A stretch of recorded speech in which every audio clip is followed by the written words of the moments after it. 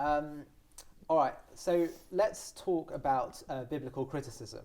I must confess, I'm not much of an expert in it, but I have heard many arguments. People suggest arguments from secular university scholars that claim that the Torah clearly has multiple authorships, partly because of inconsistencies and maybe there are differences of certain letters or words between the ages of when Torahs have been reproduced. So the question is, are there contemporary biblical scholars of note who dissent from the supposedly unanimous view that the Torah text is clearly from man because of the inconsistencies? Well, first of all, there are. I mean, there's not enormous numbers of them. And one of the major reasons for that, I think, is simply that somebody like myself wouldn't go anywhere near a Bible studies department in a university. Because I know that the notion of divine, you wouldn't be able to write a paper hypothesizing divine authorship. You've basically got to stick in certain paradigms and models, and I'd be incredibly uncomfortable doing it. And you grow up inside those models, and you learn inside those models, and your questions no longer become who worthy, but kind of which individual can we identify as the author. And you're just saying it would just. It's an incredibly uncomfortable. Like profanity almost. It's a bit like an atheist trying to learn Talmud in a yeshiva. It's a very difficult thing to do because the premises and axioms others are coming from are just very difficult for you. You're not going to agree with them and work with them. Right. And so it's quite self-selectively, usually picking people who are either. And they will succeed in the system and rise up in the system. People who are very comfortable with the more traditional biblical critical views. But if you do, yes, I think Joshua Berman's quite a good example nowadays. Yeah. I think historically there were some super. I mean, I don't think there's any good reason why you wouldn't call David Zvi Hoffman a tremendous biblical scholar in secular terms. Use the same methodology, they do the same knowledge and grammar and examination with subtlety. Vichil Yaakov Weinberg, another one, and these people obviously, came from a much more traditional point of view and argued that biblical criticism is incorrect. Now, I think what the most Orthodox world has done is just kind of left the topic behind. Yeah. Maybe the Rav Hertz Chumash was the last major public piece of work dealing with it because most people are not bothered by it for whatever reasons. Just hasn't seemed to made its way into very mainstream Orthodox consciousness. That might be changing with certain publications. I think that biblical criticism can and should be encountered on its own terms, meaning does an actual study of the text really lead to the conclusions that, let's say we moved on from Wellhausen's hypothesis, but which is what? His was the classical. He brought together a synthesis of views before. He had what's called the JEPDR, if you like. The J and E was the model that there's two names of God. In those days, it was seen as two names of God, that the name that begins in English transliteration with a J or with a Y and the name that begins with E, Elohim. Those two represent different religious traditions. Right. Later, that's been adapted. It's more common today to say that E does use the other name as well, but that's because it just doesn't textually work otherwise. Yeah. And eventually, those two came together. Then there was a kind of in his model, those texts were very early. And then the Deuteronomist text came along, let's say around the time of Yoshiyahu, when they're trying to make religious reform. And then the P in that days was considered a priestly text, the Second Temple. Then other scholars say, no, P actually has to be earlier. There's a lot of stuff, and really, does P itself split in two? Is there an H, and does J split in three, and does E, and where do the boundaries go? And there's a huge amount of it. There isn't unanimity around this stuff. There have been very big scholars who challenged it. Umberto Cassuto, for example, was I don't know if he was Orthodox. I don't know if he believed in God writing the Torah, but he came from an Orthodox traditional worldview, and he certainly argued that biblical text actually doesn't look like that, because you can't split two authors, although you should do by those methodologies. In the Joseph story, it's clearly one coherent narrative from beginning to end, yet by that method you should split it and so forth. And he had many other questions. For example, why would an author take two existing texts that have already been believed in, chop them and cut them up? Especially if, as the classical view was, it was when the kingdom was split to northern and southern, and when they came together, when the northern kingdom was destroyed, it came to the south, and somebody then wove the two texts together. That is an incredibly implausible concept. The south has won. Its king would not want to include northern motifs that are not pro the southern kingdom, or the Judean masses. Why would you want to unify? They have no choice but to be part of you. You don't need to. They're in your kingdom whether they like it or not. Your priests don't want to be part of their priests. I mean, it sounds like weird. And if you are going to weave them together because the text is seen as so sacred, you're going to create something everybody thinks is not sacred. So, okay, now you can't get yourself into the psychology of people, but that's a massive problem. Your major problems also, I mean, he points out, now, Cassuto was largely ignored. But almost the same arguments were rerun by a guy called Wybray, who basically uses very similar arguments, and he came up with a kind of a different hypothesis, a fragmentary hypothesis, or a kind of rolling snowball type of text that added and added and added over time. There's different hypotheses. There's some very brilliant thinkers who espouse them. There's some, the kind of the classical sort of JPD with some modifications and so on. That you got Richard Elliott Friedman, you got James Cook. You have in Harvard, interestingly, you have a very heavy concentration of these people. Some of whom are traditional Jews as well. One of whom at least actually claims would say I'm an Orthodox Jew in his level of observance and so forth. So you've got this kind of stuff. Now, there are some very, very deep questions on all these hypotheses which try to date the books later. And there's some brilliant thinking that goes behind it and trying to, One of them is if anything was written, I mean, the earliest they'll give a text usually is about when the kingdoms were split, and there's reasons why they do that. But one of your big problems is, for example, they would identify a text clearly as post-exilic because it talks about the exile, or it's clearly it must be after the tribes have been split, or before the tribes are split, because it mentions all 12 tribes. You'll try and look for clues like that, or it must be when Hebron was there because it mentions Hebron. But there's a big glaring problem. Anything written after the 10th century BCE should have, by all these accounts and logic, mentioned the most central city in Israel, which is Jerusalem. Okay, you might argue a northern text wouldn't, but a southern one would. There's not a single mention of the word Jerusalem in Torah. Every other biblical book has Jerusalem. Even books like Ecclesiastes, nothing, not narrative, but not, or Song of Songs, but not, okay, not every book. I think Esther doesn't. Does Esther? Yeah, even Esther does. Yeah, who was exiled from Jerusalem. Of course. Yeah, they go and conquer Jerusalem and they don't occupy it. But everything's got Jerusalem. Jerusalem's the most mentioned city in the whole of the Bible. And it's pretty much, I don't know, someone will check me in every book. But it's there all over hundreds and hundreds and hundreds of times, but not in the Torah. And that glares at you. These 5 books were all written pre-10th century BCE. All of them. It's always got 12 tribes in it. That's before, forget the northern kingdom being destroyed before the first 2 tribes are destroyed. Otherwise, you'd have some explanations why Reuven and Shimon would be destroyed, but you don't. They're clearly written before the temple is built. I mean, this is a point actually Richard Elliott Friedman makes in Critique of Wellhausen. It's clearly, because the emphasis on the tabernacle, how you weave it, there must have been a tabernacle at the time Torah was written. You've got 44 chapters about it. Okay, not all of them about the details maybe of it. They were writing it as like, this is an ingenious retrospective. Yeah, but then the whole biblical criticism failed because they're always looking for those clues like that. On the contrary, if you're trying to write a book where God would retrospectively explain everything, you're going to want him to retrospectively point to Jerusalem, just like he points to Bethel and Hebron and all these others. Make Jerusalem, all he has to, and it's so easy. And by the way, even if you want to say they took an earlier text and redacted it later and edited it later, well, because later it's going to be you're going to want the temple to be the center. So you're talking about this tabernacle that once existed pre-10th century. Great.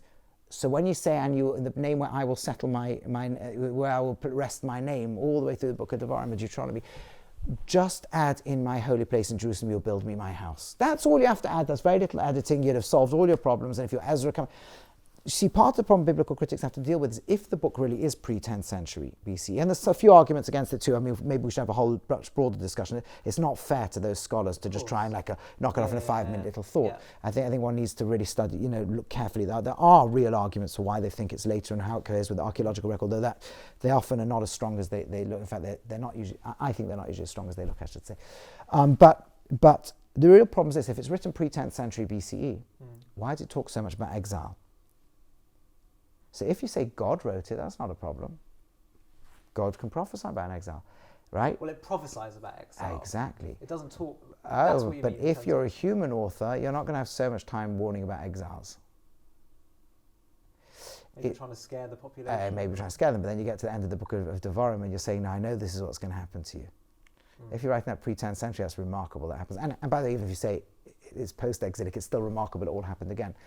That starts to look like God writing it. But if I know it's human authors, or I'm convinced it's human authors, well then, but some of it's clearly ancient. So now I need some books to be earlier, some books to be later. And that, I think, is a big part of where biblical criticism is really dealing with.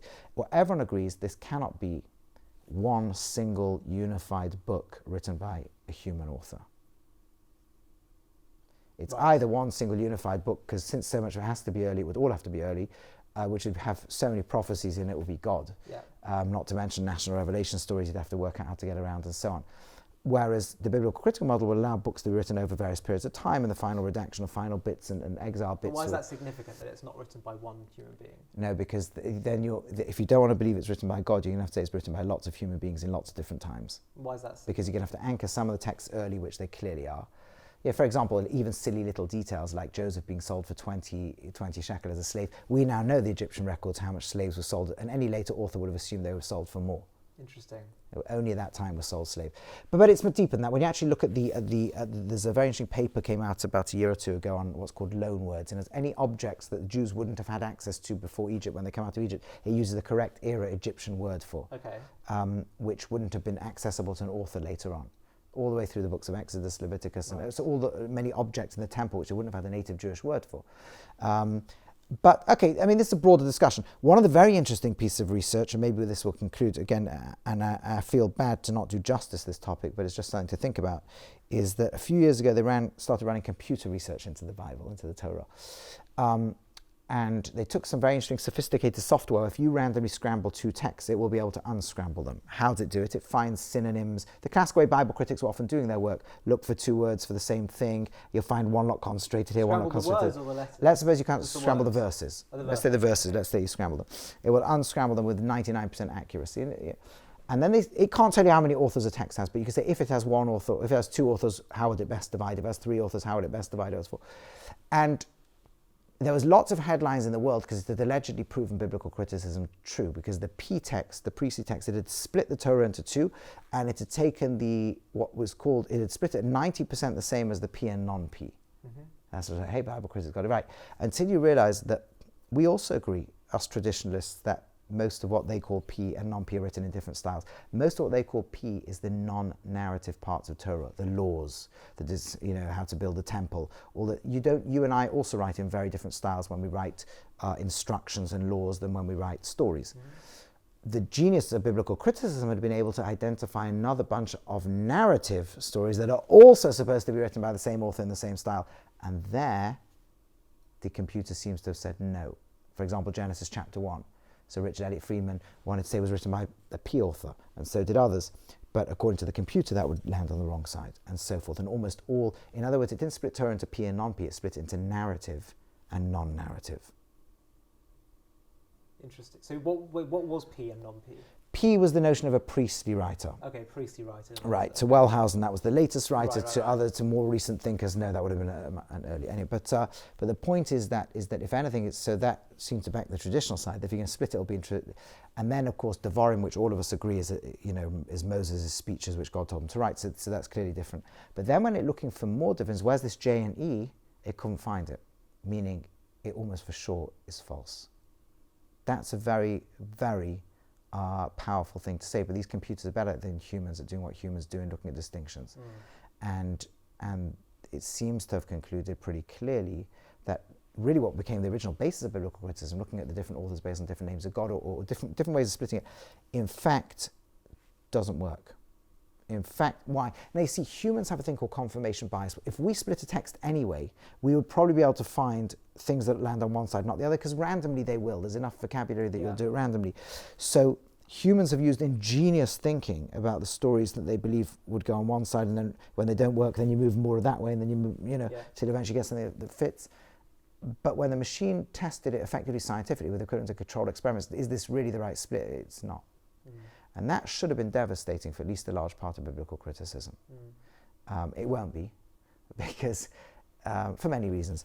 But anyway, much more to say about it. What's curious is that people haven't identified what they think is at least one of the authors. Oh, no, they have. Oh, they have? Oh, of course. Yeah, you've got to get more familiar with it. As I say, well, look, there's guys, there are some in the field who are brilliant. There's some who have imagined, you feel when you study the field, there's some who are kind of more cautious and very ultra-scientific. Some who are looking for the patterns and the coherence and have great...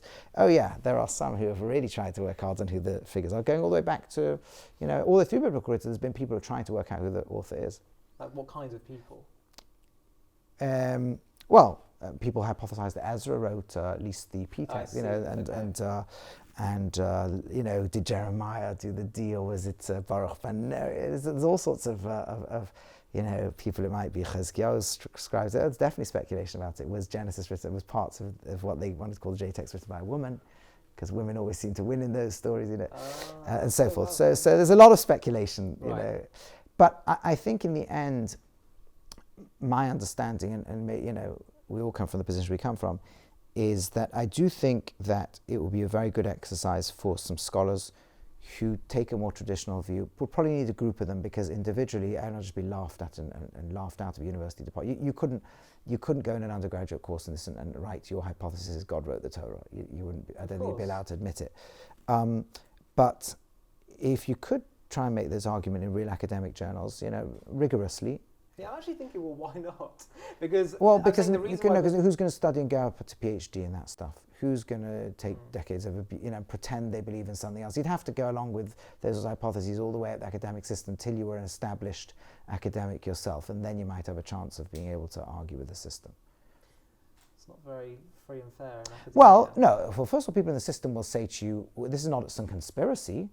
This is what open-minded academic research has yielded." Right. And there's powerful arguments for it. So Again, I'm not being fair. I think I'm being fair, but you want to have one of that. Maybe we should have a discussion one day with a Bible critic. But because I'm portraying what I think are the faults in it. And it's not like nobody's ever thought of some of these. There are arguments that try to be made. There are some brilliant scholars in the field. There are some people you read their work and whether you agree or disagree, you go, "Wow, that was really clever. I don't agree with it because A, B, C, and D." But that's I enjoyed reading that. And often you'll read something and they're connecting two stories, you go, "Oh, that's a brilliant connection." I don't think it means the same author, the two stories. One's manifestly, using the style of words of the other, just like once Thomas Jefferson writes the American Constitution, Richard Freeman used this example. People write in that style when they, but there is a connection. So you do sometimes think there's clever things there, but I don't think it has the force or power that it's assumed to have, and I don't think it's compelling in the end. I think it's brilliant, but I don't think it makes a strong case. And for me, I've always just, I feel like for me there's enough, as you mentioned, whether it's the issue of trying to pull off a claim of national revelation, and also the issue of different prophecies surrounding how Jewish history will manifest. These are my two very strong anchors when it comes to believing in the divine authorship of the Torah. So these other issues of inconsistencies would never really bother me, but I think we should hear them out. Sounds like a good idea. Yeah, I think so. Maybe we should do a Who Wrote the Bible debate. Maybe something we can consider. Anyway, Rabbi Rowe, thank you so much for joining us. A pleasure. To stay up to date with JTV content, click subscribe here if you're on YouTube and hit the alarm bell. And if you're on Facebook, hit the like button, and under following, click see first. If you enjoy watching JTV content and want to help us continue to grow, please consider making a donation to us by clicking here.